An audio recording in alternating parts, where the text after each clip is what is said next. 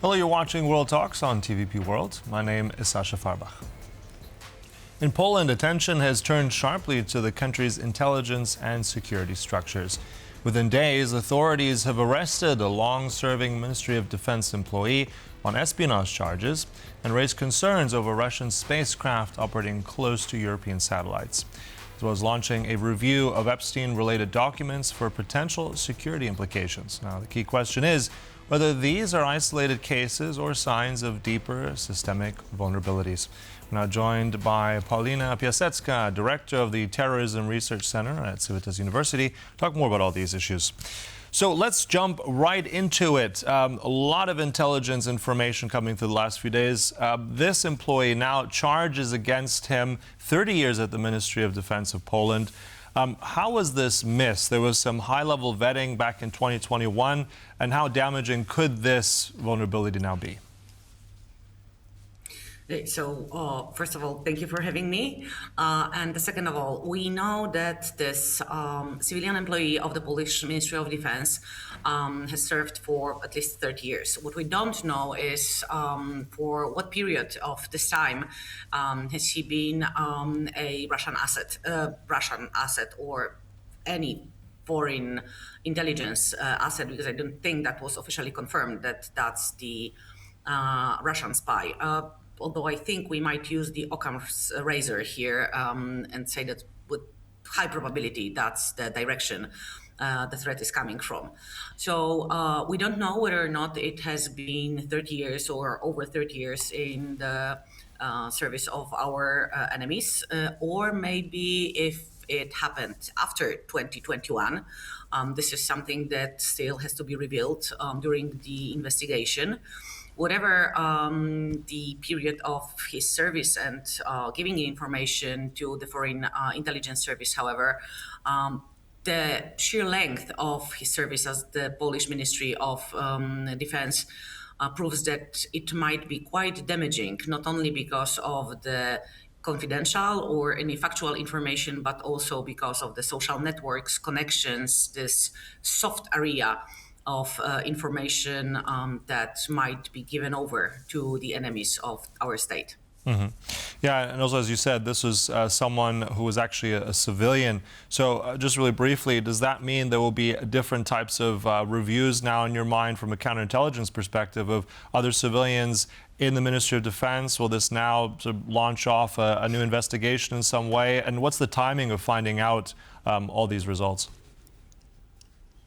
Well, actually, the investigation, I think, is ongoing. This is why we have such few information. We've just been informed that there has been an arrest that took place almost barely hours before we speak. So the investigation is ongoing. I do think that it will be a difficult one, mainly because of the fact that during the course of 30 years of service at the Polish Ministry of Defense, he had multiple contacts. And so probably the review you're mentioning will have to go through at least those contacts and connections, and whether or not he was doing what he was doing alone, whether or not he had different contacts, contact points, but also maybe cooperators. So I think this is going to be a very in-depth investigation and searching for clues as to what the danger might be posed by the information that was given over. Mm-hmm. Okay.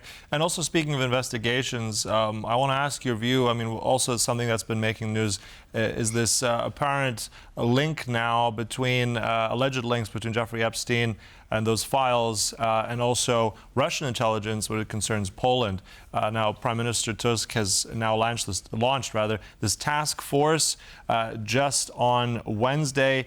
What are in your mind here, the security implications? Where do you see this go, and what evidence do we have at this point? If we had any evidence, we'd probably be facing court trials and accusations and the prosecution. What we have now is a strong suspicion that there might be some undue influence on the Polish state and Polish system and Polish security system. From the point of view of the Epstein files and potential influence that it might have on Poland and Polish security, I think that's mainly connected with the fact that even if there are no Polish citizens involved, and we do know that there were some Polish citizens around this case, it's still our most powerful ally. And if we assume that there were people in the US that had access to confidential information critical from the point of view of the stability of Poland and stability of Europe, that might be highly damaging, and the reliability of our partner, if we think that it's the whole social elite is so infiltrated by potential Russian influences, is it's frightening. It's terrifying, because we have absolutely no idea how long potential information on the strategic level was being given to the Russian Federation. Mm-hmm. Well, yeah, exactly. On that basis, I mean, it's also been hitting other European nations just as well. I mean, I think very notably right now in the UK, what we're seeing there. But I'm just curious if this task force, I mean, in the resources that it has, it will have, and these millions of files that have been released, some are still sealed. There will be some that have been redacted. How far do you think, if the trail is there, will this task force be able to go in finding that from, as you said, an ally? How prepared, and at what point does it become more politics than let's say, fact-finding? I don't think that there is any sort of delineating line between politics and finding out. I think because the Epstein files and the people who are in Epstein files are politicians, and they're shaping politics, not only Polish politics. I mean, not that there are Polish politicians in the Epstein files. I'm saying that the influence might be towards the Polish political sphere, and it certainly has the influence on the American political sphere. There is no stepping around that would avoid touching the political issues. So it's going to be extremely difficult to find the facts without the facts being interpreted as a tool of political war or political competition.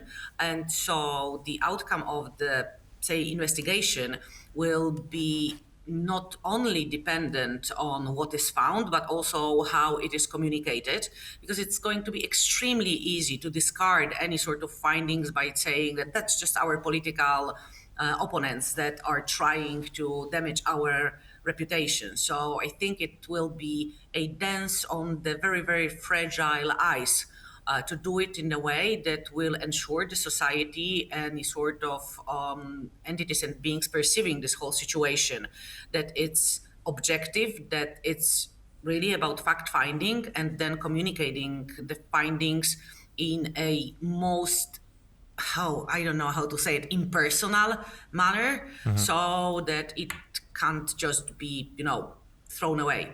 Okay. Last jump also, let's go also to the Russian connection. This concerns satellites in space, and there apparently have been notably quite a few. I mean, some of the figures say that in a certain while, 17 European satellites since 2023 have been approached very, very closely, within about 10, 20 kilometers of orbit. Is there a pattern here, and what does this say about intent? What can then European nations do anything like this, and what are the dangers if Russia is indeed getting very close proximity to some of those satellites? Well, the dangers are real. If they're able to get as close as the up-to-date findings are saying, then probably we shouldn't discount the possibility of also using this proximity in a destructive manner.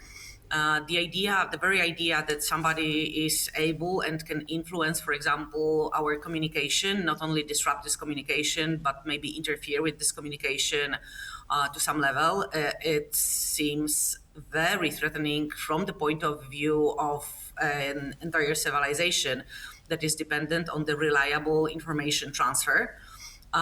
If you're asking me what can we do, I'm hoping that we can do something on the technological level of the providing of some safety and protection for those very important tools of the communication in the European Union and also on the global scale with our partners. Because the very idea of waging any sort of war, starting any sort of armed conflict in space is, frankly speaking, something of the dystopian sci-fi. And I really, really wouldn't want to live in a world in which we not only fight on the ground and on sea and in cyberspace, but also in the space. God, let's please keep our fingers crossed that it doesn't come to that. Right, but on that same front as well, I mean, looking at certain, and we've just seen that on the screen, IRIS-2, this idea of a partnership, especially the European Union is pushing. Will space, in your mind, is this, let's say, a strategic priority that'll now become even more important? I mean, the commissioner has said himself that this is something of a priority, but realistically, what's the next step? What's your recommendation in all this? Definitely going for the biggest possible European independence and European capabilities of both producing and delivering the redundant systems into the space. We know perfectly well what happened at the very beginning of the Russian territorial aggression and the beginning of the war in Ukraine. The first step of almost any attacking offensive force is to cut off the communication. The way in which the Ukrainian the defensive mode was kept up was by providing the satellite communication, then with the participation of X-Space. And so our dependence on communication, not only in the sense of communicating with the societies, but also the upkeep of all of the command and control systems, is crucial if we're supposed to be able to defend ourselves and protect our states and our citizens effectively. Right. Okay. So from space down to the ground, thank you so much for all those insights today. Always a pleasure. Paulina Piasecka, thank you. It was a pleasure to be here. And thank you for watching. That concludes World Talks, but stay right here on TVP World for more news and commentary.